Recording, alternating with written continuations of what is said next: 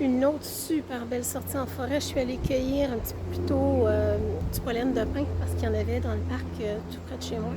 Et encore une fois, on pense si on cueille dans des parcs, on n'est possiblement pas les seuls à cueillir. Donc, on fait attention de ne pas trop cueillir pour l'arbre, la plante elle-même, mais parce qu'il pourrait y avoir d'autres personnes aussi qui viennent cueillir et qui ne sont pas au fait de cette attention-là là, de ne pas surcueillir. Donc, c'est pourquoi je tourne ici.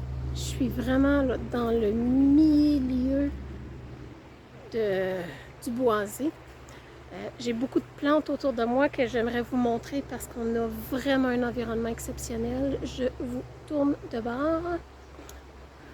Donc, juste ici, on ne voit pas super bien. C'est un arbre avec des épines. Ici, je ne sais pas si j'arriverai à les zoomer sur autre chose, bien entendu. Voilà, donc, si je mets ma main assez près, vous ne le verrez pas. Bon, j'ai de très longues épines, donc on a probablement un sennelier ou un aubépine. Je ne voudrais pas m'avancer, je ne suis pas assez familière avec ça. Ensuite, au sol, plein de magnifiques fougères.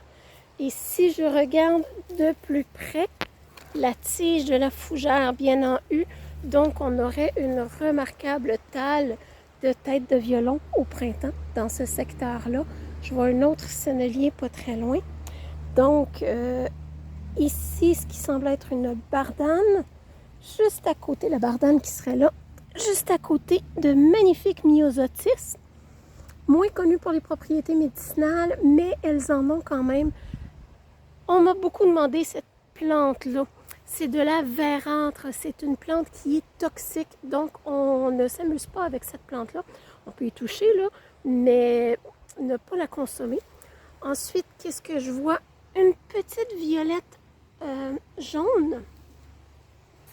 Et si j'avance juste ici, on voit les magnifiques violettes qui seraient prêtes à être cueillies.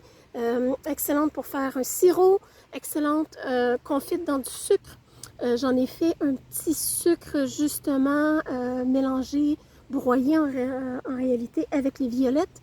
Les feuilles sont comestibles en salade, les racines sont médicinales, la violette a quelques propriétés médicinales aussi, mais encore une fois, c'est pas une plante qu'on utilise énormément et les racines ne sont pas très grosses. Donc, personnellement, j'utiliserais probablement une autre plante que celle-là.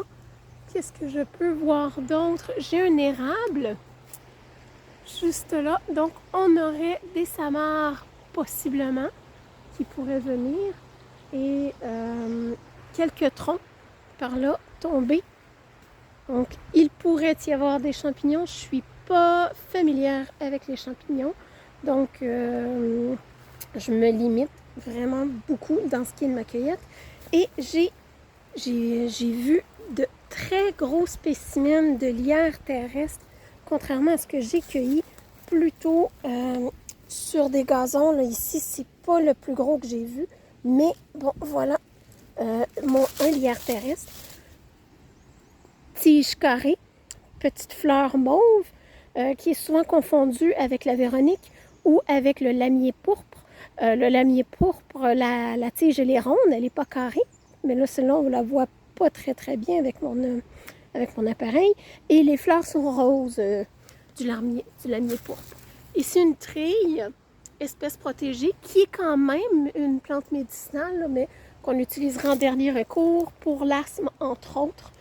Donc, je vous invite, si vous voyez vos enfants, c'est une fleur que les enfants ont tendance à cueillir parce qu'elle est vraiment très belle, mais c'est une espèce protégée. Apprenez à vos enfants à regarder la nature, les plantes avec les yeux, à moins d'être certain de pouvoir identifier ce qui est devant eux et que c'est correct à être cueilli pour ne pas, je dirais, là, qui pourrait toucher à de la sève ou des choses comme ça, le mettre dans leur bouche. Il n'y a pas beaucoup de plantes qui les intoxiqueraient sévèrement juste avec ça, mais on ne sait jamais. Et il y a des plantes qu'on appelle photosensibilisantes que si vous touchez, vous risquez d'avoir une sensibilité au soleil, attraper des coups de soleil,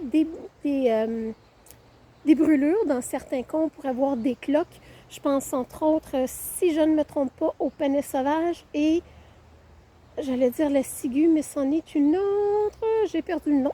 Donc, on en reparlera dans une autre vidéo. Donc, voilà, j'ai quelques...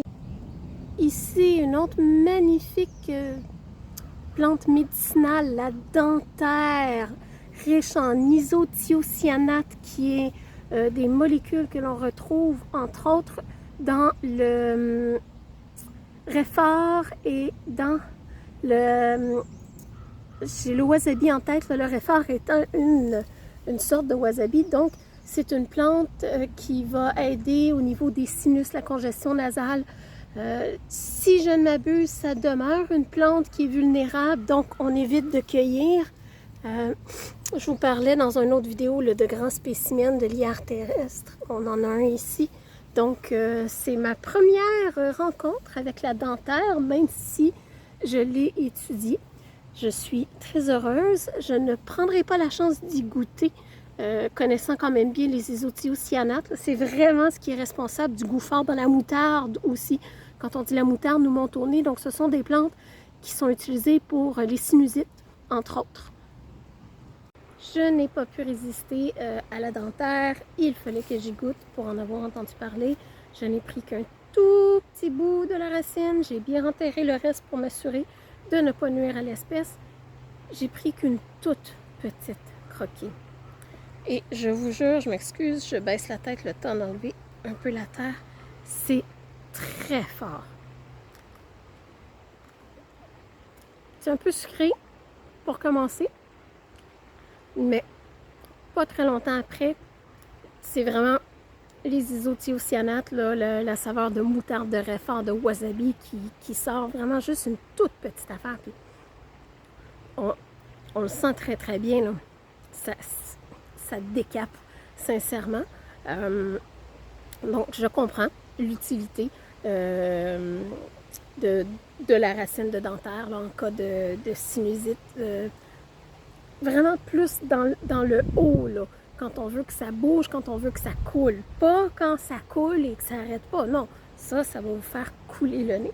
Donc, belle découverte pour moi aujourd'hui, la dentaire, une nouvelle rencontre. Donc, encore dans ma superbe promenade, je tombe sur ceci, des feuilles de tussilage. Le tussilage est surtout utilisé au niveau de la fleur pour ce qui est des propriétés médicinales. Donc, la feuille, elle est toute jeune encore. On la voit pas très bien sur celle-ci, mais je vois bien sur celle-là.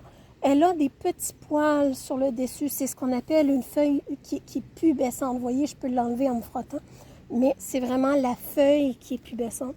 Les jeunes feuilles comme ça peuvent être brûlées et utilisées en substitut de sel. Donc, si vous essayez les aromates boréales, si vous essayez la survie, ça peut vous aider. Et on en trouve, comme vous pouvez voir, en plein milieu de la forêt. Et là, je vous amène encore avec moi un peu plus loin pour une autre belle plante que j'ai vue. Définitivement, il y a beaucoup de... J'y arrive, beaucoup de magnifiques plantes ici. Je suis vraiment surprise. C'est rare que je m'aventure dans ce coin-ci. Et on y arrive. Madame Consoude, là, je vais parler un petit peu plus fort parce qu'il y a le superbe ruisseau juste à côté. On dit de la consoude ressoude, donc les racines dont on peut faire des huiles, des pommades, c'est extraordinaire pour les plaies. Ça referme les plaies. Oh, les magnifiques canards! Ça referme les plaies tellement rapidement que justement, on doit faire attention si on l'applique sur une infection ou sur une plaie qui aurait encore des débris à l'intérieur. Malheureusement, on risquerait d'enfermer l'infection ou la plaie. Donc, la plaie se refermerait trop rapidement, donc on pourrait emprisonner les débris ou l'infection à l'intérieur. C'est important de s'assurer d'avoir une plaie là, qui est vraiment bien désinfectée et qui n'a rien à l'intérieur. Juste à côté encore, magnifique pissenlit. Selon moi, le pissenlit est, après l'ortie, une des plus grandes plantes médicinales. J'y reviendrai, je consacrerai un épisode entier au pissenlit, ça vaut la peine. Donc, je continue ma promenade.